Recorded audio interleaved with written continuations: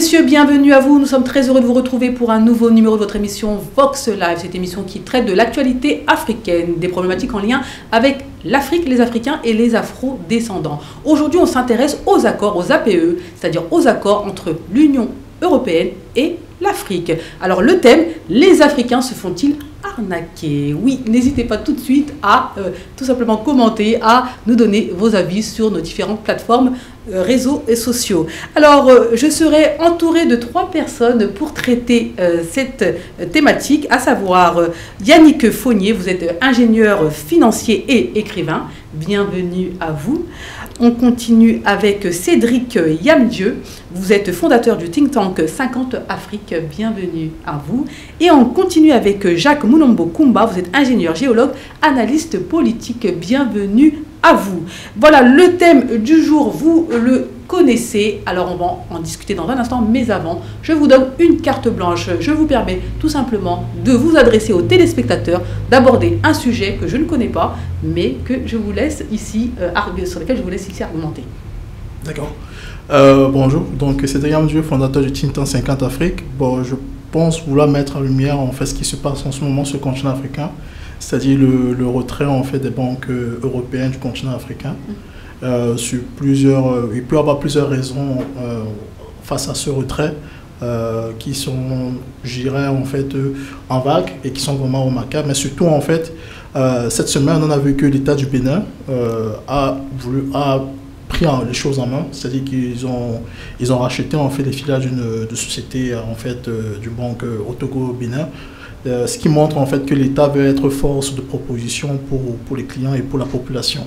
Donc voilà à peu près l'actualité que je pense qui est vraiment très marquante pour l'économie africaine aujourd'hui. D'accord, donc le retrait des banques européennes du continent africain, est-ce que vous l'avez aussi constaté? C'est vrai que ça fait un peu l'actualité actuellement. Vous en pensez quoi? Est-ce que c'est une bonne chose ou pas? Non, ce n'est jamais une bonne chose parce que chaque banque européenne qui est en Afrique, elle apporte du métier, elle apporte un savoir-faire, elle apporte le partage du risque. Donc forcément, lorsqu'une banque se retire, ce sont des artefacts moins parce que, en général, selon les ratios prudentiels, donc chaque maison mère constitue des fonds propres qui permettent aux filiales de prendre des risques. Donc lorsqu'elle se retire, forcément, l'État reprend, mais l'État n'aura pas cette expertise que la maison mère Société Générale peut apporter à l'Afrique en termes de développement de nouveaux métiers de la finance sur le continent. Parce qu'il faut le dire, c'est que le continent est assez en retard sur le nombre de métiers liés à la banque. Donc, on a pas mal de marge de croissance que le groupe, qui est assez puissant, assez outillé, aurait pu apporter à l'Afrique. Donc, l'État va forcément apporter les ressources nécessaires, mais au niveau du métier, ce sera un manque à gagner. Mais on peut reconnaître que c'est une bonne chose que l'État donc béninois décide de racheter finalement les actifs de cette banque-là, c'est bien ça. Vous en pensez quoi? Oui, mais le problème en soi n'est pas peut-être le rachat de la banque pour pouvoir la nationaliser. Le truc, c'est que est-ce que nous avons des outils, est-ce que nous pouvons avoir une politique à la hauteur de pouvoir contrôler un peu comme pouvait, disons, contrôler la banque de la part des Occidentaux, par exemple. Parce que le véritable problème en Afrique, c'est qu'on n'a pas souvent voilà, des bonnes politiques qui puissent garantir non seulement l'emploi pour la jeunesse, mais aussi la lutte contre la corruption surtout. Bien et là, sûr. On parle des banques, on fait allusion un peu, disons, aux finances. Ce qui fait qu'il va falloir qu'on essaie un peu de bien regarder ces choses-là. Il n'est pas forcément dit que tout ce qui vient de l'extérieur est mauvais, non. Nous devons apprendre à faire, voilà. Mais c'est quand même triste quand même en 2024 qu'on se pose encore ces questions-là, savoir c'est bien qu'une banque, qu'un pays rachète, mais est-ce qu'on va être en capacité de gérer? En 2024, on en est encore là. Mais bien sûr, en fait, en 2024, c'est pas ça l'année. Le problème, c'est pas l'année, mais le problème, c'est beaucoup plus le retard que l'Afrique a accumulé. C'est ce que c'est la question, 2024. Parce que lorsqu'on regarde un peu aujourd'hui, jusqu'en 2024, on a un problème de souveraineté aussi au niveau de l'Afrique. Lorsque je parle de la souveraineté, effectivement, je mets l'accent sur la souveraineté monétaire. Bien sûr. On utilise encore le franc CFA, qui n'est pas notre monnaie d'ailleurs. Donc on voit très bien que là, le continent africain, notamment les pays qui utilisent le franc CFA, se sont encore un peu fragilisés du point de vue économique. Et bon, on peut regarder aussi la sécurité, on n'est pas souverain du point de vue sécuritaire. Et lorsque je parle de la sécurité, il n'y a pas que la sécurité militaire, mais aussi la sécurité alimentaire. Les gens doivent manger. Donc il y a beaucoup d'éléments. Il y a beaucoup de défis, il y a beaucoup de problématiques qui ne sont pas réglées. Et pour le coup, je sais que vous allez réagir. Oui, justement, parce que en fait, ces retraits sont un peu en contradiction avec les mouvements politiques.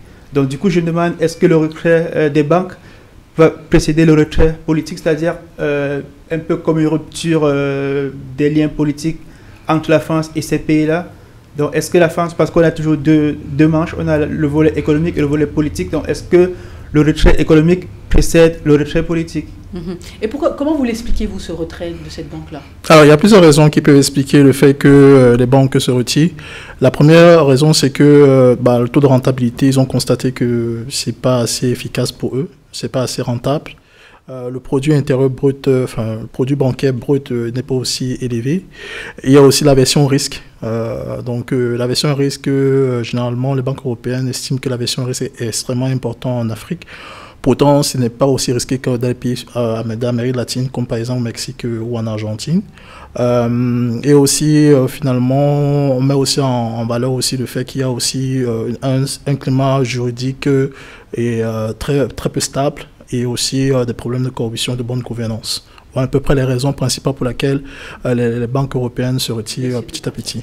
Et pour ces groupes, en fait, ce n'est pas des opérations isolées, ça ancre en fait dans un mouvement beaucoup plus large du recentrage ou bien des consolidations des groupes bancaires européens. Bien sûr. Pas plus tard que ce matin, on a BNP qui est en voie d'acquisition de la filiale Arsa IM, donc Arsa Investment Managers. On a également sur les tables, ça on en parle, le rapprochement entre Société Générale et Santander.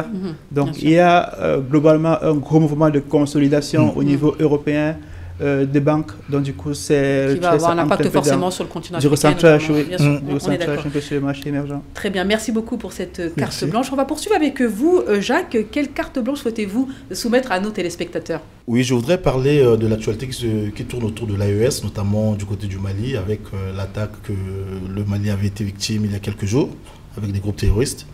Parce qu'il faut quand même reconnaître que le Mali est un grand pays, c'est un pays modèle. Aujourd'hui, lorsqu'on parle d'un peu de la triple révolution qu'il y a au Sahel, c'est le Mali qui a montré un peu l'exemple. Et donc aujourd'hui, en tant qu'Africain, je me sens franchement très mal à l'aise d'entendre que ce pays-là, au nord du pays, au nord du Mali, ce côté-là avait été encore attaqué par des groupes terroristes. Donc toute ma compassion pour ce vaillant peuple-là, qui a montré vraiment le chemin, qui a montré l'exemple, parce qu'aujourd'hui, on voit très bien que le Mali s'inscrit dans une autre dynamique qui est tout à fait autre, qui est celle de la souveraineté de son pays. Et ça fait que le Burkina Faso a suivi le pas, également le Niger. Donc c'est un pays qui mérite vraiment que les Africains, partout où ils se trouvent, puissent leur apporter vraiment le soutien qu'il faut pour qu'ils essaient un peu de résoudre le problème qu'il y a du côté du Nord. Mais entre-temps, je voudrais aussi dire que je crois au peuple malien, je crois notamment aux FAMA, les forces armées maliennes, et avec les partenaires qu'ils ont. Et je pense que vraiment, ils vont apporter des solutions en ce qui concerne cette attaque-là. Exactement, donc c'était important de le dire, c'est-à-dire que ce combat contre ce terrorisme, c'est un combat de longue haleine qui ne va pas se résoudre en un claquement de doigts. Et exact. Ça, ils le savent, ces pays le savent, en tout cas, c'est ce qu'ils disent et ils insistent dessus lorsqu'ils s'adressent à la population et au monde entier. Donc effectivement, il y a des attaques, il y en avait au Burkina, maintenant au Mali, etc., etc.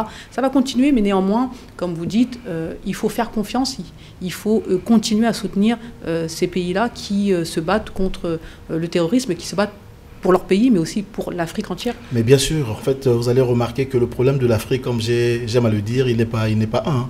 Aucun pays aujourd'hui en Afrique ne peut dire que je m'en tire tout seul. Erreur. En fait, nous avons été colonisés ensemble, on a subi la traite négrière ensemble, on a subi l'esclavage ensemble, on est en train de subir également la néocolonisation. Ça se trouve qu'aucun pays aujourd'hui va dire, écoutez, de mon côté, je peux m'en tirer tout seul. C'est pas évident. Il va falloir que nous nous relevions collectivement. Et donc, je pense que déjà, pour le cas du Mali, c'est un cas qui mérite à ce que les pays africains puissent vraiment exprimer leur compassion.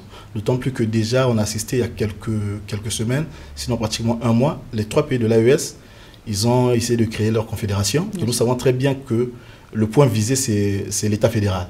Et donc, je me dois vraiment, en tant que Congolais, vraiment de leur apporter mon soutien. Et je pense que vraiment, ils finiront par arriver vraiment à leur objectif final. Réaction ? Alors, sur la partie sécurité, je suis évidemment d'accord que il faut soutenir les forces de sécurité, il faut soutenir en fait la nation malienne et bien sûr l'ensemble des peuples burkinabés et maliens qui sont affectés par le terrorisme. Le terrorisme est aussi présent en Afrique centrale, au nord du Cameroun. Je pense que c'est évidemment, c'est très évident de soutenir les forces de la force armée parce que sans Il faut comprendre qu'on parle beaucoup d'économie, on parle beaucoup de souveraineté, mais sans un cadre sécuritaire, sans la sécurité, on ne peut rien faire. Et effectivement, dans mon soutien aux différentes équipes et aux différentes nations, surtout qui sont dans une démarche de souveraineté totale de l'Afrique, et je pense qu'en tant que jeune Africain, je pense que la jeunesse africaine et panafricaine ne peut être que compatissant vis-à-vis de ces nations. Voilà, nous avons fait le tour de table. On va terminer avec vous concernant la carte blanche. Qu'avez-vous à dire à nos téléspectateurs? Ma carte blanche, ce sera sur la 5e révolution industrielle qui est en cours. Donc l'Afrique a raté la 3e révolution au début des années 60 avec l'informatique. Bon, on était jeunes, c'est des pays tout jeunes, on comprend. Elle a raté la 4e révolution industrielle au début des années 2000, donc qui est venue avec Internet. On a raté, à ce jour, on n'a aucune major informatique africaine. Et là maintenant, on est à la 5e révolution industrielle avec l'intelligence artificielle qui est en train de se développer. Donc il faudra qu'à un moment donné, l'Afrique entre dans le train et soit partisan de l'avenir industriel de demain, qui sera structuré autour de l'intelligence artificielle, autour de tout ce qui est miniaturisé. La guerre en Ukraine nous a permis de voir comment un pays a fait le grand saut, dont la Russie, qui au départ était dans l'optique des gros chars, des gros moyens, s'est retrouvée à la fin avec des drones intelligents. Et on pense déjà aux robots militaires. Donc il ne faut pas qu'on soit dans un monde au XXIe siècle où on aura besoin d'envoyer les hommes en Afrique pour faire une opération, juste quelques robots et qui iront faire le travail, quoi. Il faudrait que l'Afrique soit capable de se défendre dans ce monde-là, ce monde cybernétique qui est en train d'émerger. À ce jour, il y a quelques pays qui essaient de comprendre le sujet, comme le Nigeria qui est pas mal avancé sur le sujet de Haïti. À part le Nigeria, on a le Maroc qui essaie d'implémenter légèrement le sujet. Vous êtes optimiste? C'est vraiment la question. Est-ce que vous êtes optimiste? Est-ce que vous pensez qu'on ne va pas encore rater le train? Je pense qu'on a des chances, on a une fenêtre. Si on revient par exemple sur le cas de l'AES, aujourd'hui, ce qui n'était pas le cas hier, aujourd'hui ils ont l'opportunité non pas seulement d'acheter des drones turcs et les utiliser, mais également de s'approprier la technologie. Donc moi, c'est qu'il faudrait que d'ici quelques temps, que le Mali, le Niger et le Burkina, qu'ils aient leur part de factory sur place, dans leur part d'usine, que les drones qu'ils utilisent, qu'ils soient capables de les répliquer, parce que c'est de l'informatique. Et même s'ils ne le sont pas, qu'ils aient des programmes de partenariat avec ces pays qui leur permettent de pouvoir monter en compétence sur cette technologie-là. Donc il y a de l'espérance parce que, ok, il y a une fenêtre de tir qui n'était pas là hier.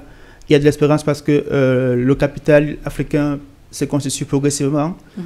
Et il y a encore de l'espérance parce qu'on a une jeunesse très motivée et très vaillante, donc qui apprend rapidement ces technologies. Donc vous, en 2024, vous restez quand même optimiste, vous pensez qu'on peut avoir le train. Vous en pensez quoi, Je suis Cédric? tout à fait d'accord avec Yannick sur le débat de la révolution industrielle, la 5e.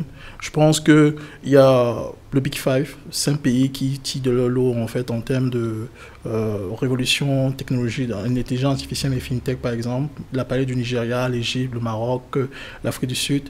Il y a des initiatives qui se font au Bénin. J'ai vu qu'il y a un mois, il y a la semaine de l'intelligence artificielle au Bénin sur l'égide du ministère. Et je pense qu'avec la jeunesse qui est dotée des réseaux sociaux, qui peut se former en ligne, des initiatives, différentes initiatives d'associations qui peuvent impacter, mais surtout il faut l'apport en fait des pouvoirs publics pour pouvoir vulgariser par exemple l'intelligence artificielle et ne pas manquer ce saut. Et je pense qu'avec le temps et surtout avec si on arrive à bien former la jeunesse sur ces problématiques, parce qu'il y a 15 millions de jeunes en fait chaque mois sur le marché du travail. Si on les forme sur une partie sur ces problématiques d'intelligence artificielle ou d'un fintech, je pense que oui, l'Afrique en général, pas l'Afrique anglophone ou encore l'Afrique du Sud, mais l'Afrique en général a des moyens d'entrer dans cette 5e révolution industrielle. Jacques, manquer ce train serait gravissime pour le continent africain, on peut le dire comme ça. Bien évidemment, parce qu'aujourd'hui, lorsqu'on essaie un peu de regarder les choses telles qu'elles se présentent sur l'échiquier mondial, on constate que déjà la technologie fait partie des piliers auxquels l'Afrique devrait s'appuyer pour se reconstruire. Et le monsieur venait de le dire tout à l'heure, effectivement, vous allez remarquer les grands pays comme les États-Unis, en dépit du simple fait que les États-Unis soient une grande puissance, une superpuissance comme on le dit, mais il y a une petite localité tout près de la Californie qui s'appelle la Silicon Valley, avec 3000 habitants comme ça. Et ce pays-là peut vous faire un chiffre d'affaires qui dépasse même les États africains. Vous voyez, donc avec les GAFA, notamment Google, Bien Amazon, Facebook, etc. Donc on voit très bien que ça apporte aussi vraiment beaucoup de choses en ce qui concerne l'économie américaine. Et de l'autre côté aussi de la Chine. La Chine aujourd'hui, financièrement, la Chine est au point parce que le classement d'ailleurs de la Banque mondiale montre que la Chine est la première puissance économique. Mais vous avez aussi une variante des GAFAM qui se trouve aux États-Unis. En Chine, il y en a, ça s'appelle les BATX, dont Alibaba est actionnaire principal. Donc on voit très bien que les autres travaillent, ils investissent dans le cadre de la technologie. Et donc je me dis que l'Afrique ne devrait pas rater vraiment ce train-là.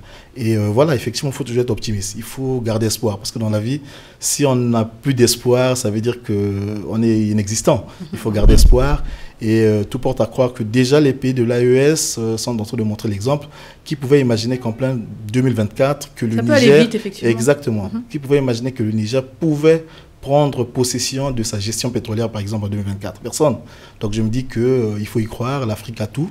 C'est juste une question de volonté politique et des décisions qui vont servir les peuples africains.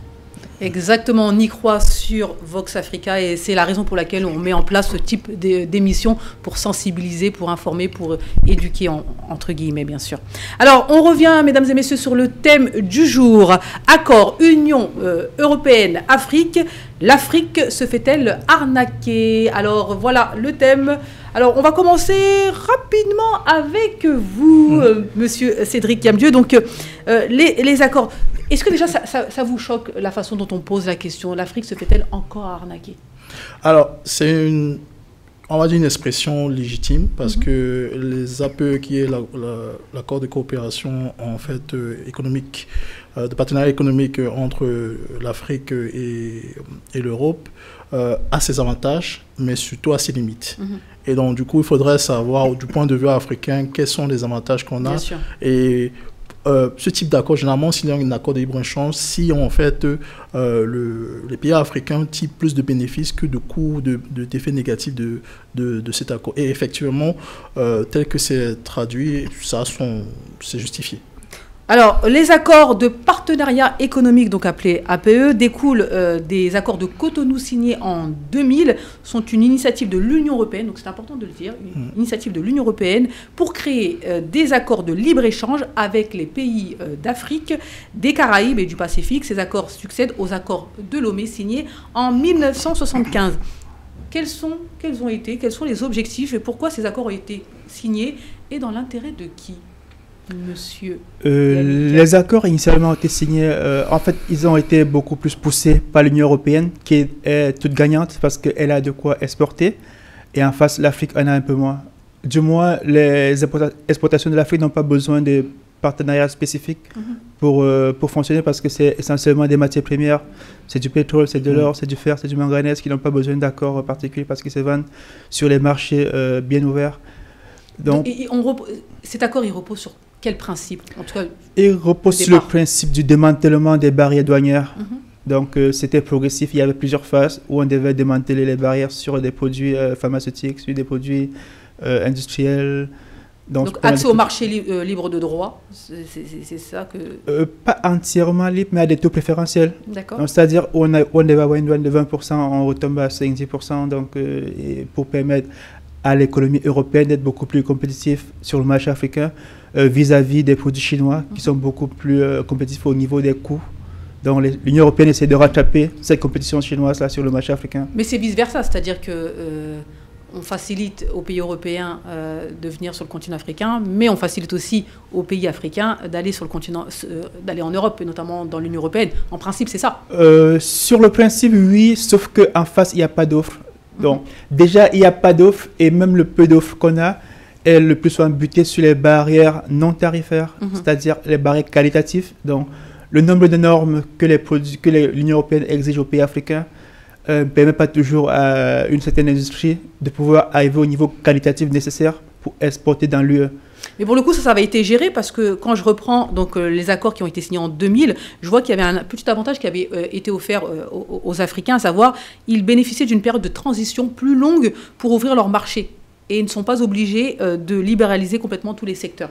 Donc ce qui avait été donné entre guillemets à l'Afrique pour leur permettre finalement une meilleure intégration, un meilleur profit. C'est un avantage non consommable, c'est-à-dire c'est un avantage... Mais je le dis en tout cas. Ouais, c'est non consommable parce que si on le dit et que derrière il n'y a pas une politique industrielle locale, on n'a rien fait puisque jusqu'à ce jour, les pays industrialisés en Afrique ne sont pas nombreux. À part quelques 3 ou 4 pays, il n'y a pas vraiment d'industrie, donc on n'a pas vraiment de quoi exporter en Afrique. Et je leur ai dit, c'est que les produits que nous exportons en Afrique, essentiellement, sont des matières premières et qui n'ont pas vraiment d'impact sur les APE. D'accord. Donc, en tout cas, on a commencé avec le premier principe. Il y a d'autres principes. Hein. Donc, il y a la protection des industries sensibles. Ça, c'était important. En tout cas, ça fait partie des accords. Est-ce qu'il y a un intérêt, même pour les pays du continent africain, à savoir protection donc comme je l'ai dit, des industries sensibles, à savoir la possibilité pour les pays africains de protéger leur industrie en excluant certains produits de la libéralisation, en impliquant des mesures de sauvegarde? Alors, la protection des industries sensibles, je dirais, franchement, les accords ne tiennent pas compte du contexte économique actuel parce que, en fait, pour 2 points. Un, c'est en fait, je pense que les accords, il y a l'invitation de la production locale. C'est-à-dire que quand on fait la suppression des frais douaniers en fait, pour les produits européens, ce qui fait qu'en fait, il pénètre le marché africain, mais les produits locaux en sont affectés, pour faire très simple en fait. Et donc du coup, les capitaines d'industrie locaux ou bien les entreprises nationales en sont affectées, locales en règle générale. Et le deuxième point, et qui est le plus important pour moi sur ce point, c'est la zone de libre-échange continentale. C'est-à-dire qu'elle tient compte des accords de libre-échange entre l'Union européenne et les pays africains, mais aujourd'hui, dans un contexte globalisé, il faut tenir compte de l'intégration régionale. Aujourd'hui, l'Europe, c'est 60% ou 65% d'intégration régionale. L'Asie, c'est 72%. L'Afrique, c'est 18%. Et avec la ZCAF, ça doit passer à 60%. Donc, du coup, je pense que ces accords sont à porte-à-feu, en fait, avec la ZCAF, qui va augmenter le commerce intra-régional, mais surtout, en fait,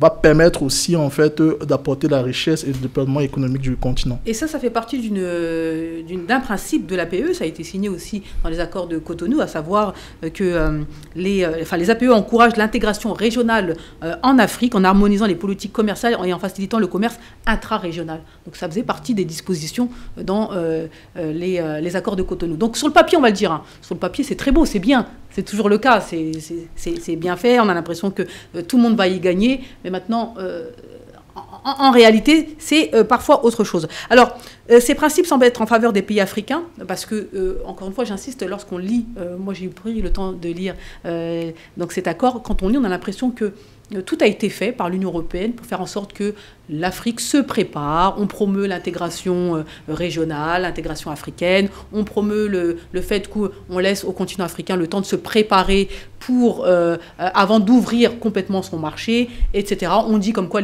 s'il y a des conflits, eh bien, rassurez-vous, les Africains, on va faire en sorte que ces conflits soient réglés, gérés de la manière la plus transparente possible, etc. etc. Donc finalement, est-ce que vous pouvez comprendre que finalement tous les pays aient signé? Je crois que c'est 48 pays qui ont signé sauf le Maghreb. Je pense que le problème en soi, ce ne sont pas les accords. Parce que les accords finalement peuvent être écrits, mais c'est beaucoup plus l'applicabilité. Comment il faut respecter ces accords-là. Et lorsqu'on parle de l'Union européenne, on parle de l'Union africaine, on a l'impression d'avoir un pot de fer contre le pot de terre. Et lorsque vous prenez les deux, vous les mettez dans une voiture, et le long du voyage, vous allez remarquer que le pot de fer aura tendance à écraser, sinon à casser le pot de terre. Donc en fait, l'Afrique, dans cette posture-là, représente le pot de terre. Pourquoi? Parce que vous allez remarquer que si vous essayez de lire un peu quelques éléments en ce qui concerne les statuts de l'Union africaine, et même en termes de budget, on va vous dire que les pays membres africains cotisent peut-être autour de 50, sinon 60%. Et le reste du pourcentage, qui les cotise? Certainement, c'est Bruxelles.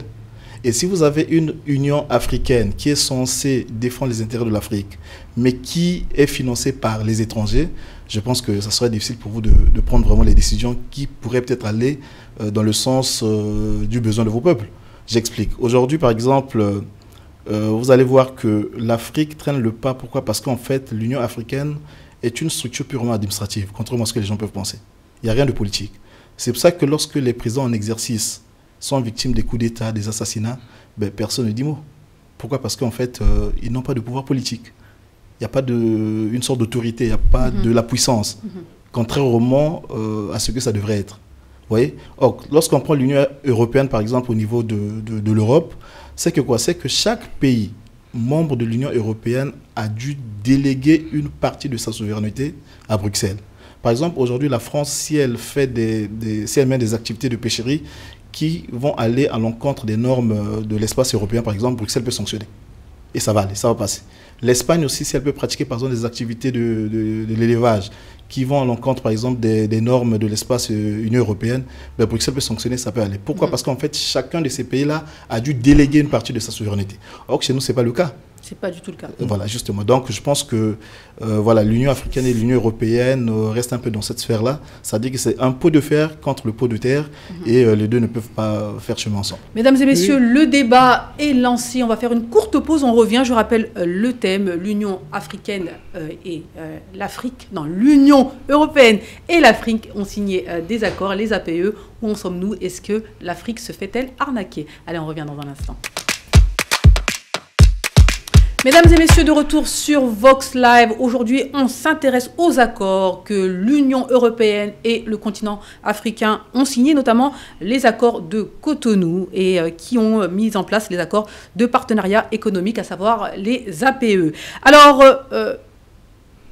il semblerait, en principe, quand on met en place des accords, on est censé être dans une relation win-win, gagnant-gagnant.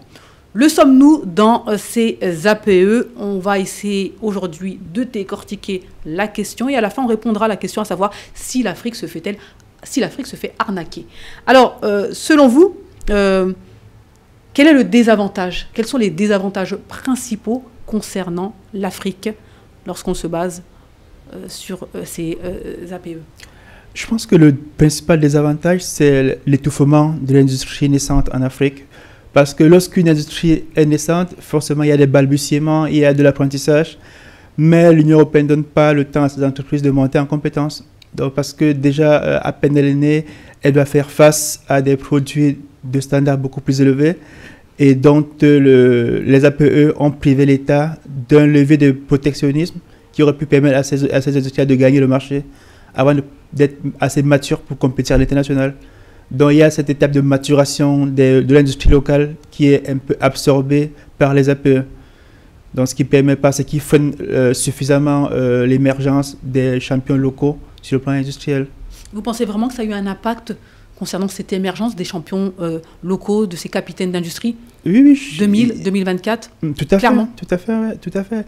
Que ce soit sur le plan industriel, comme si je prends le cas de l'industrie agroalimentaire, il y a pas mal d'entreprises locales qui ont dû fermer, qui n'ont pas pu tenir face à la concurrence européenne. Donc on a pas mal de secteurs. Le pétrole, ça fait partie justement de la troisième phase des APE, troisième phase de démantèlement des barrières, démantèlement douanier lié aux APE. Donc du coup, la petite entreprise locale qui veut se lancer dans le pétrole doit devoir faire face déjà dans un produit où les marges sont réduites à un volume important venu de l'extérieur sans frais de douane. Bien sûr. Donc du coup, ça soumet nos pays encore un peu plus à une économie extravertie qui est essentiellement dans l'importation et la consommation. Et ça se voit justement sur les balances commerciales, que ce soit dans la CEDEAO, que ce soit dans l'UEMOA, que ce soit en CEMAR. Ça se voit que de plus en plus les pays comme le Ghana, qui avaient déjà une industrie industrielle au début des années 2010, sont encore redevenus avec des déficits commerciaux beaucoup plus importants. Ils importent près de 300 millions de dollars de poulet, rien que du poulet. Donc, on a l'impact qui est très visible au niveau de l'Afrique sur les économies. Vous confirmez, messieurs, à savoir que les APE profitent plus aux entreprises européennes qu'aux entreprises africaines. C'est clair, c'est net, ça ne se discute pas? Bien sûr que oui, parce qu'il faut juste regarder que depuis que les pays africains ont été colonisés depuis les années 60, s'il faut que je mette un peu l'accent sur mon pays, par exemple le Congo-Brazzaville, il y a eu la société pétrolière qui a existé depuis 1963 jusqu'à aujourd'hui, au nom de Elf au départ, Elf Aquitaine, Total aujourd'hui. Ben, on voit très bien que tout le pétrole qui est pris en offshore, c'est-à-dire en mer, n'est pas contrôlé par l'État congolais. Donc on voit très bien que le gros bénéficiaire, c'est les multinationales. Ça, c'est un. Et vous avez aussi des cas comme ça qui se trouvent un peu partout au niveau de l'Afrique, notamment au niveau du Niger. Autrefois, il y avait Areva, qui exploitaient l'uranium là-bas, qui après est devenu Orano. Pourquoi est-ce qu'aujourd'hui on leur a retiré par exemple les permis d'exploitation? Tout simplement parce qu'il y avait de l'opacité au niveau de la gestion de ces ressources premières-là. Donc l'État nigérien ne voyait pas clair et on voit très bien qui profitait, c'est beaucoup plus les multinationales européennes. Donc je me dis qu'aujourd'hui le problème de l'Afrique a véritablement d'abord 2 ou 3 problèmes, fondamentalement parlant. L'Afrique n'a pas de pouvoir politique pour peser sur la scène internationale. L'Afrique n'a pas de pouvoir économique pour peser au niveau de la scène internationale et l'Afrique n'a pas de pouvoir scientifique et technologique pour pouvoir peser. Ce qui fait que les accords entre l'Union africaine et l'Union européenne finiront toujours par profiter à l'Union européenne. C'est important de le dire ici sur le plateau. Du coup, si je peux dire, l'Afrique ne se donne pas les moyens ou bien l'Afrique n'a pas les moyens. Parce que si je prends un pays comme le Congo a tous les leviers, non, la RDC quoi, pas le Congo. Le Congo a tous les leviers pour pouvoir peser fort sur le marché international parce que tout ce qu'il y a aujourd'hui comme nouvelles technologies sont basées sur l'uranium, le coltan, tout ça qui sont au Congo. Donc, ils ont de quoi peser sur la politique internationale. Donc, juste que c'est un pouvoir qui n'est pas utilisé. C'est vrai que quand vous dites ça, on peut parler du manque de compétitivité des entreprises africaines parce que les entreprises européennes, occidentales sont subventionnées. C'est important de le dire. Elles sont subventionnées, elles sont accompagnées, elles sont soutenues par leurs États. Et donc forcément, c'est plus facile pour elles d'inonder les différents marchés et d'être plus fortes. Oui. Maintenant, quant au niveau des négociations, là maintenant, c'est chaque pays qui fait jouer ce qu'il a sur son territoire. Donc je reviens sur le cas du Congo, la RDC. C'est à la RDC de dire à ses partenaires européens, voilà mes conditions en termes de prix, en termes de transformation sur le marché local, en termes de réinvestissement. Donc il y a pas mal de leviers sur lesquels l'Afrique pourrait jouer pour se donner une position beaucoup plus forte. Et pour le coup, on va en parler tout à l'heure. On va rester sur les APE. Est-ce que finalement, comment ces APE sont en défaveur du continent africain? Donc, on peut parler aussi des pertes des recettes douanières. Parce que ça, c'est quand même... l'Union européenne, l'Europe inonde le continent africain, mais sans finalement grosses recettes douanières, sans finalement que l'Afrique y gagne en retour. Alors que le contraire, finalement, combien d'entreprises africaines exportent en Europe? Très rapidement, si vous me permettez, en fait, l'Afrique ne gagne pas parce que l'Afrique est prise en tenaille. C'est-à-dire que l'économie de l'Afrique n'existe pas en tant que telle. Je l'ai fait remarquer tout à l'heure parce que nous n'avons pas une devise qui est tout à fait propre à nous. Ça, c'est 1. On n'a pas de banque d'émission. Ça, c'est 2. Et puis 3, les politiques en place en Afrique ne permettent pas à ce que nos dirigeants puissent décider de leur propre chef. C'est ça le problème. Donc, en fait, ce sont des dirigeants qui sont là, qui ont été, qui ont fait des compromis certainement pour être au pouvoir et qui sont restés longtemps téléguidés par les puissances extérieures.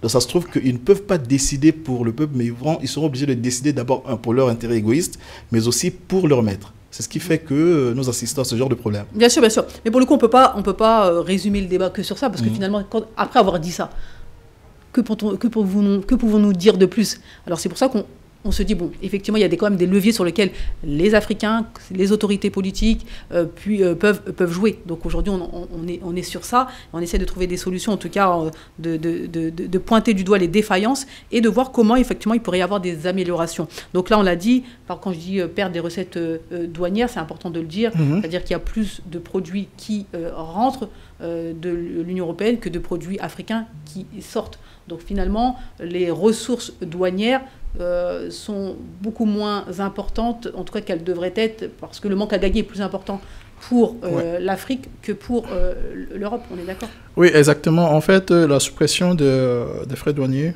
ça peut être 75%, ça dépend des produits. C'est énorme. C'est énorme, en fait. Ça pourrait être une manne financière importante pour le développement du pays et ça ne profite pas clairement aux pays africains. Il y a aussi, comme disait Yannick, c'est en fait les accords de l'APE en fait ne privilégient pas en fait l'émergence des champions nationaux parce que ça permet aux entreprises européennes de pénétrer complètement le marché africain et donc le Made in Africa est souvent combattu dans ce cas précis.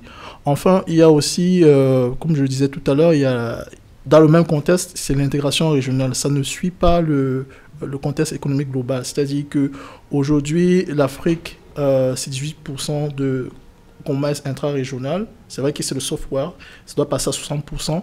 Mais avec l'APE, ça ne permettra pas en fait, en fait, de faire une circulation des biens et des services entre les pays africains qui doit passer à 60% d'ici quelques années.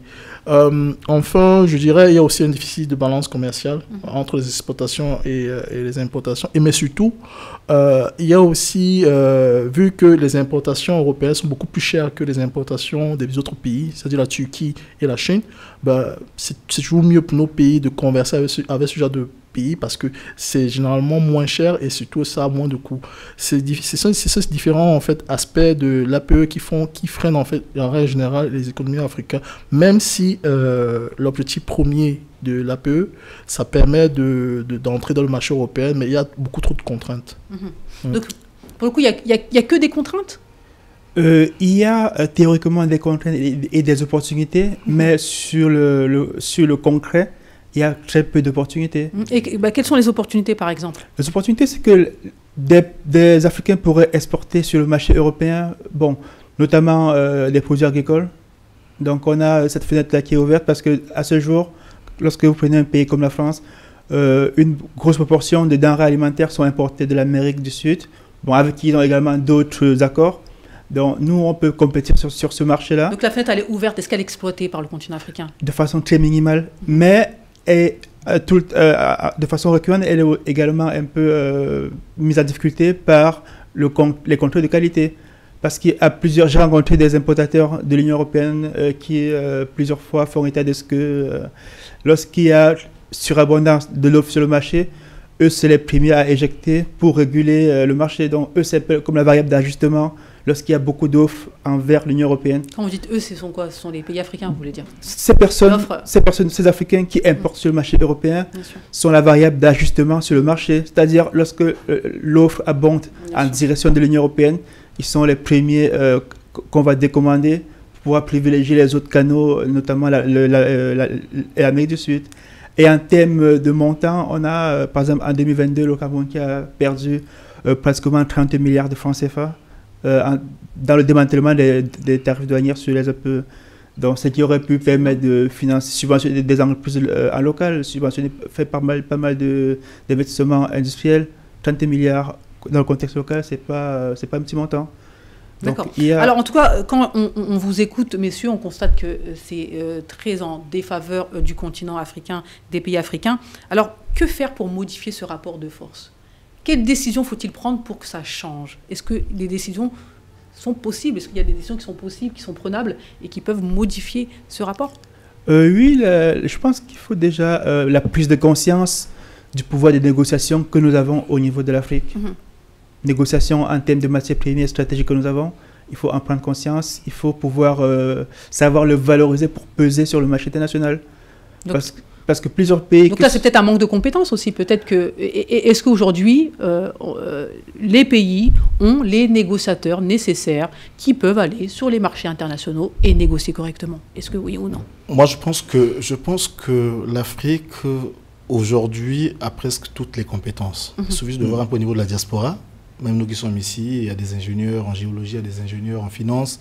C'est vous qu'on appelle pour pouvoir négocier les contrats à l'international? Non, pas peut-être nous, mais en fait, pourquoi est-ce que je crée ce parallélisme? C'est pour dire tout simplement que les compétences en Afrique ne manquent pas. Le problème, c'est beaucoup plus, il faudrait que nous ayons des dirigeants courageux, décomplexés et qui ont de la vision. Tout simplement ça. Parce que vous allez remarquer dans l'histoire du monde, en fait, tous les peuples du monde ont subi des coups durs. Même la France où nous sommes aujourd'hui, la France a connu des zones sombres de son histoire. De Gaulle, lorsqu'il arrive en 58 ici en France, la France est dévastée. Paris à terre. Mais qu'est-ce qu'il ferait? Il vit avec un projet politique. Donc il dit, écoutez, je dois d'abord créer l'alternance, mettre une constitution de la 4e à la 5e République. Donc ça, on a bien compris, il faut une volonté politique. Voilà. Donc s'il y a cette volonté politique, on va dire qu'on l'a. D'abord, c'est pas une question de volonté politique. Il faudrait que nous ayons à la tête de nos États des dirigeants patriotes. Ça, c'est très important. Parce qu'une fois qu'on aurait eu des dirigeants patriotes, tous ces problèmes vont se résoudre d'eux-mêmes. Ouais, c'est ça. Et comment? C'est-à-dire, quelles sont les étapes? Parce que les contrats sont là, les signataires sont là. Que faut-il faire? Justement, lorsque vous avez des dirigeants patriotes, ils sont aux affaires, il faut une refonte totale aussi des institutions. Il faut lutter contre la corruption et puis il faut mettre les gens compétents à des postes qu'il faut. Et voilà, laisser les gens s'exprimer de manière libre. Parce qu'aujourd'hui, en Afrique, on a l'impression que pour obtenir un poste de travail, il faut être recommandé. Et ça, c'est un peu partout. Ok, maintenant revenons sur les APE. Concrètement, aujourd'hui, donc en 2024, comment faire pour faire en sorte que, éventuellement, ça soit un peu plus en faveur du continent africain et que, tout simplement, l'Afrique puisse profiter au maximum de ces accords? Moi, je pense qu'en fait, on a des compétences, plus particulièrement les compétences juridiques. On a beaucoup d'avocats d'affaires, en fait, qui connaissent le droit de négociation. Il faut les mettre en avant dans ce genre de deal. Mais surtout, il faut créer des champions nationaux hyper solides, hyper puissants. On prend le cas du Nigeria. Aujourd'hui, on prend le cas à l'amant de Dangote avec sa raffinerie. Il a un problème avec le gouvernement et tout. Qui a décidé finalement d'intervenir. Oui, parce que c'est Dangote. Donc, il faut créer des champions, comme disait Yannick, des champions nationaux pour pouvoir, en fait, mettre en avant ce Made in Africa, pour pouvoir, en fait, créer de la richesse. Et je pense que la construction des champions nationaux qui va pouvoir, entre guillemets, permettre cet afrocapitalisme, en fait. On est d'accord sur ça, je suppose. Moi, je pense que l'Afrique doit reformuler son offre envers l'Union européenne. L'offre initiale faite au début des années 2000 n'a pas tenu compte de beaucoup de réalités que nous avons à ce jour. Et aujourd'hui, en Europe, comme aux États-Unis, on a un flux important de main-d'œuvre étrangère, notamment indienne, qui fait ce qu'on appelle de l'outsourcing, c'est-à-dire du travail à distance dans ces pays-là. Donc aujourd'hui, l'Afrique a, par exemple, sa ressource humaine à valoriser dans le cadre des APE. L'année dernière, en termes de flux, l'Inde a fait pratiquement 250 milliards de dollars dans l'outsourcing des contrats IT. Donc aujourd'hui, on a une jeunesse en Afrique qui est volontaire, donc il ne reste plus qu'à les former et repartir sur la table des négociations pour dire ok, désormais nous vous mettons 100 000, 200 000 ingénieurs par an sur la table, donc transférez-nous les tâches. Et on pourra un peu par ce canal rééquilibrer un peu les échanges. Donc on doit reformuler l'offre du côté africain. D'accord. Donc après avoir reformulé l'offre, qu'est-ce que les pays africains doivent-ils faire à l'intérieur de leur pays? Reformuler l'offre, déjà reformuler l'offre, parce que dans cette offre, il y a encore une partie, c'est que l'Union européenne également doit s'engager à former les jeunes qui sont en Afrique. Donc à nos... des partenariats universitaires qui permettront de faire un transfert de compétences, de former nos jeunes pour qu'ils soient capables d'être à la hauteur des tâches qui sont requises.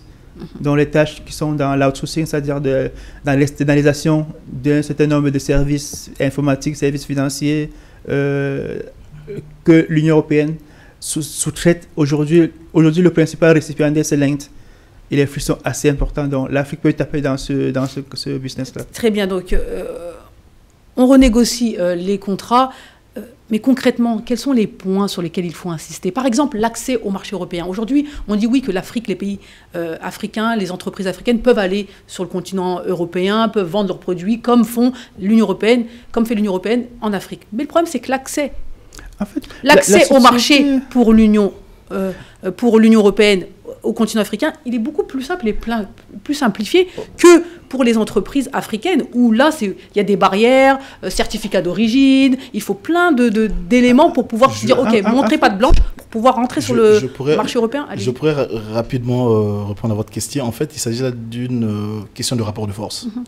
En fait, une fois que l'Afrique sera forte, vous verrez que tous ces problèmes ne vont plus exister. L'accès sera facile. Autrefois, il y a 20 ans, 30 ans, la Chine avait des problèmes pour percer le marché européen. Parce qu'on supposait que la Chine était faible, le Chinois, c'est celui qui devait manger son bol de riz à longueur de journée, il n'avait rien. On parlait même des chinoiseries. Mais aujourd'hui, la Chine est politiquement forte, militairement forte et économiquement forte. Et donc, on voit très bien partout dans le monde, même en Italie, en France, un peu partout, en Belgique. C'est des Chinois qui achètent les entreprises ici. Donc, ça veut dire quoi? Ça veut dire que c'est parce que l'Afrique n'est pas assez forte. Aujourd'hui, elle ne peut pas renégocier. Exactement. Parce que l'Afrique est fragilisée. L'Afrique est faible.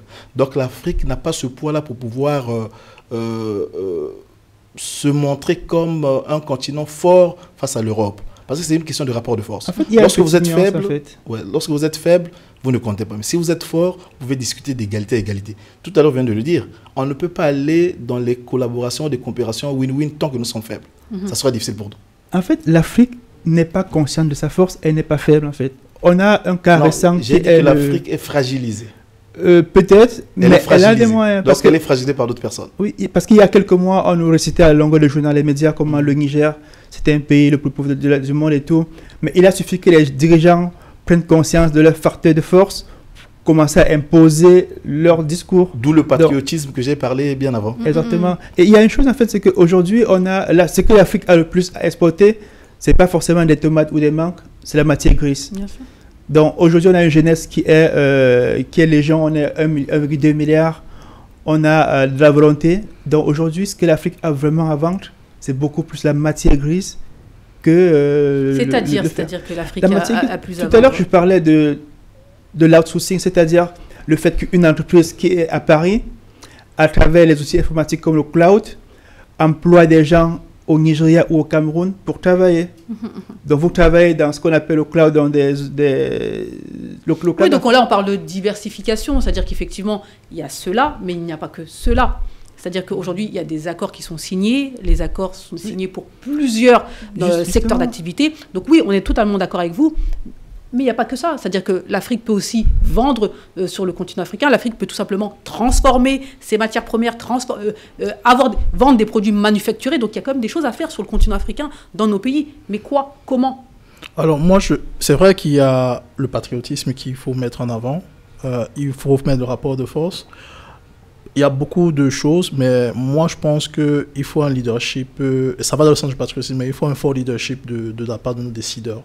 C'est-à-dire qu'aujourd'hui, clairement, il faut être factuel, les accords, les APE ne tiennent pas compte du contexte actuel et ça ne va pas à l'avantage de l'Afrique.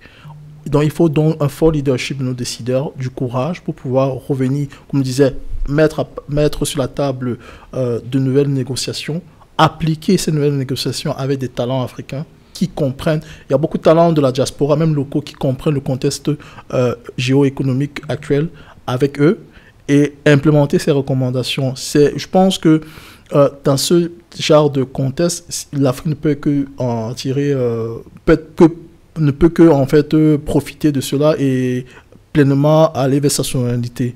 Donc je pense que c'est le leader, il faut se concentrer sur le leadership aussi bien des hommes, des institutions pour pouvoir en fait pallier en fait ce type d'accord. Très bien.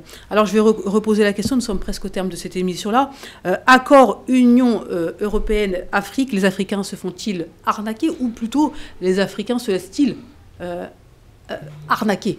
Oui, je préfère se laisser arnaquer parce qu'on a de quoi valoir, on a des choses à proposer, on a de pouvoir de négociation, que ce soit avec la matière grise, que ce soit avec les matières premières, on a pas mal de choses à proposer, mais nous le faisons beaucoup moins. Donc pour vous, les Africains se laissent arnaquer? Ils sont passifs? Ils sont passifs en fait. Il y a beaucoup de passivité en Afrique. Nos dirigeants, à part quelques-uns, comme le roi du Maroc qui est très business, il sait vraiment comment attirer les investissements, il sait imposer le Maroc comme une destination de destination des produits manufacturés. Aujourd'hui, on a en Europe beaucoup d'entreprises qui ont délocalisé, l'ont fait au Maroc. Parce que le roi du Maroc a su créer un cadre, a su surtout former des gens. Sur le plan statistique, si on compte le nombre d'ingénieurs marocains qui sont dans le monde et qui travaillent, ils sont énormes. Donc, ils ont su valoriser ce capital intellectuel et qui a attiré les investissements. Parce que lorsqu'on parle par exemple de produire en Afrique, il faut de la compétence. Oui, et la compétence, elle se forme. Et lorsqu'on va aujourd'hui vers du tout numérique, où à ce jour, quel que soit ce que vous voulez fabriquer, il faut un peu du numérique à l'intérieur. Donc, il faut justement se mettre à l'école de ces technologies-là. Bien sûr, mais on est d'accord qu'on souhaite aussi une diversification en Afrique. C'est-à-dire qu'on ne va pas avoir que des ingénieurs sur le continent africain. On doit avoir des gens qui travaillent la terre, on va avoir des gens qui des plombiers, etc. Exactement, ça fait partie parce que même au niveau de l'agriculture, il y a des technologies de l'agriculture en matière d'engrais, en matière de suivi. Aujourd'hui, il y a un pays comme le Rwanda qui est très avancé sur les technologies agricoles. Oui, bien sûr. Mais l'un n'empêche pas l'autre. C'est-à-dire on continue, parce que encore une fois, on est presque au terme de cette émission. Si l'Afrique se fait arnaquer, si l'Afrique se laisse faire arnaquer, pourquoi les pays africains ne décident pas de sortir de ces accords-là finalement? Il y en a déjà d'autres pays qui ont décidé de sortir de ces accords. Il suffit juste de voir ceux de l'AES. Voilà pourquoi on est en train de leur mettre un peu les bâtons dans les roues. Est-ce qu'ils peuvent déjà?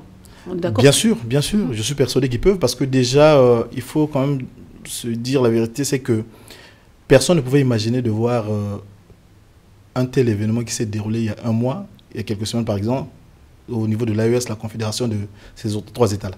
C'est quelque chose qu'on ne pouvait pas imaginer.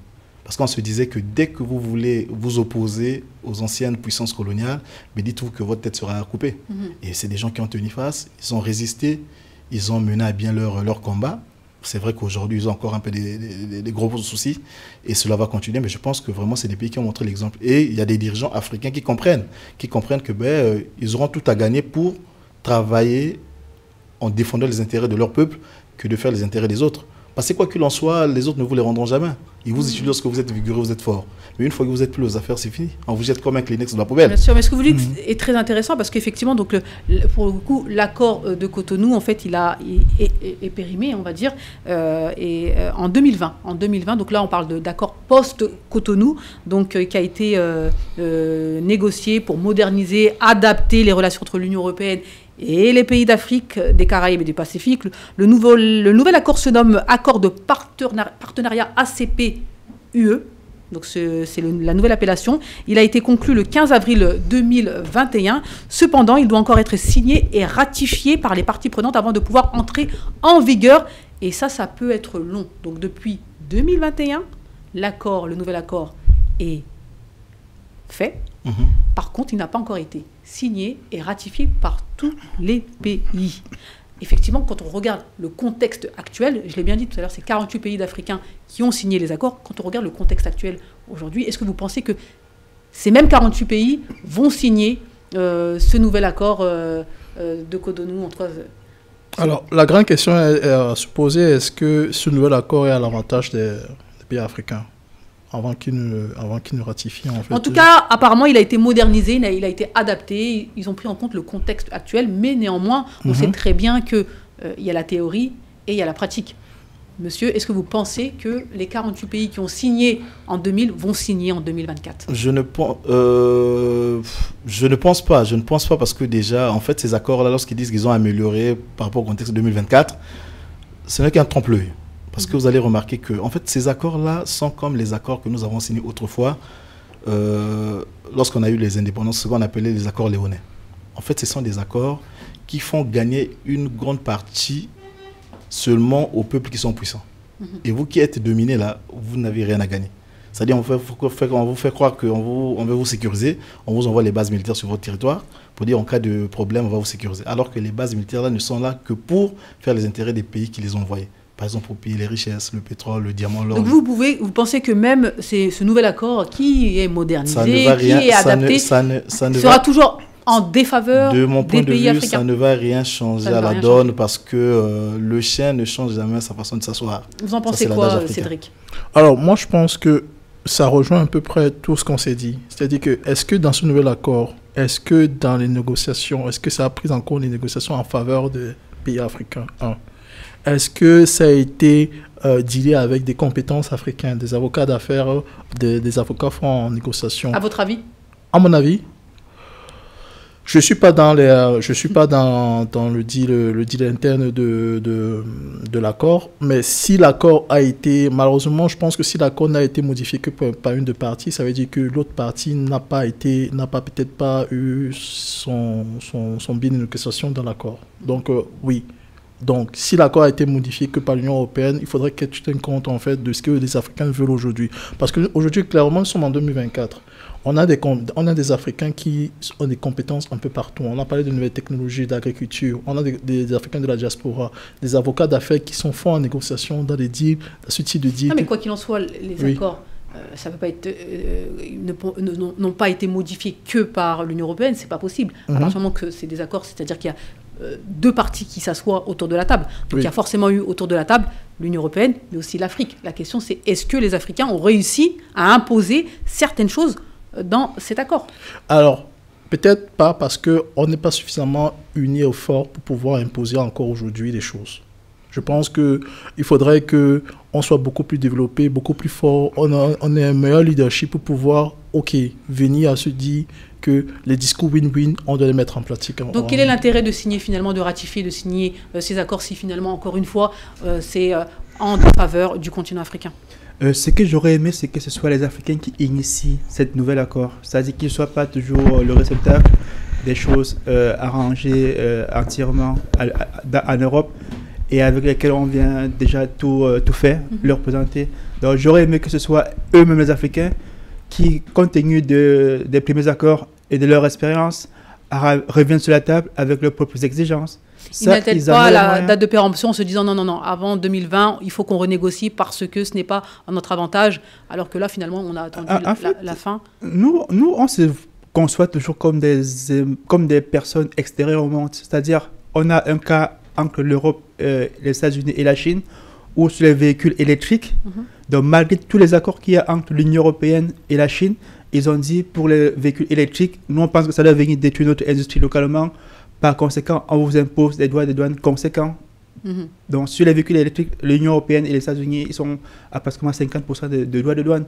Donc, en fait, c'est la partie qui se sent lésée qui doit prendre l'initiative de revenir sur la table. Ce n'est pas la partie qui gagne tout, qui doit revenir, dire que, ok, tu te plains beaucoup, ok, je te donne un petit cadeau, voilà. Prends. Donc, l'Africain doit arrêter de se mettre dans cette position de la victime. La victime est résignée, qui ne doit pas remettre des choses dans le contexte et surtout prendre conscience de sa puissance. Je reviens sur le mot parce que l'Afrique est assez puissante. La position de l'Afrique en termes de géostratégie, en termes de ressources, de matières premières, en termes de ressources humaines, c'est énorme. Donc aujourd'hui, l'Afrique a de quoi faire peser sa voix sur la scène internationale et c'est à elle d'en prendre conscience.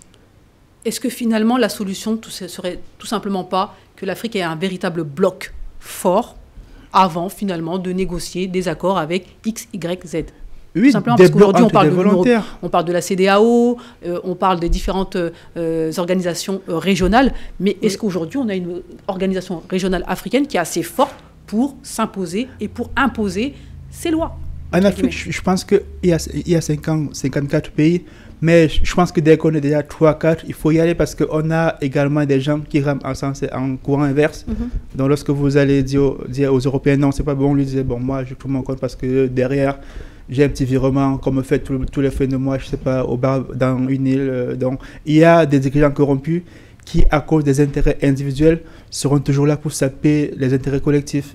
Donc, on ne voudrait pas qu'il y ait 54 pays qui aillent ensemble, mais on voudrait qu'il y ait 4, 5, 6 qui, déjà, s'ils arrivent à s'entendre, qui peuvent y aller. Et puis, je pense qu'il y a les indécis qui vont les suivre. Bien sûr, donc voilà, en gros, beaucoup de barrières, encore une fois, pour le continent africain, pour qu'elle puisse finalement profiter donc, de tout ce qu'il peut y avoir sur les marchés, à savoir notamment les accords, et notamment ces accords-là, que ce soit avec l'Union européenne, mais aussi avec l'Asie, avec le Moyen-Orient, etc., etc. Alors, mesdames et messieurs, avant de vous quitter, je vais poser la question aux invités en une réponse rapide, quelques mots. Est-ce que vous pensez que les accords Union européenne-Afrique sont une arnaque pour les Africains? Alors, une arnaque dans le sens oui, puisque, comme disait Yann, les Africains se laissent arnaquer parce qu'on a un fort potentiel, on a une forte puissance, mais il faut l'exploiter. Mais aujourd'hui... C'est une arnaque, selon oui. Bien évidemment, c'est une arnaque, d'autant plus que déjà, il faut voir que l'Union européenne est constituée de l'impérialisme européen. Donc je me dis que si on a eu à collaborer avec eux pendant des années et qu'on n'a pas trouvé gain de cause, je ne vois pas aujourd'hui où on puisse trouver quelque chose. Yannick, merci. Une arnaque, je dirais oui et non. Oui, dans la mesure où concrètement l'Afrique perd, et non dans la mesure où l'Afrique s'est laissée aller. Donc elle n'a pas su revenir sur la table avec ses propres exigences. Donc, quand l'arnaque est volontaire, bon, là, le mot est un peu ambigu parce que c'est pas... Bien.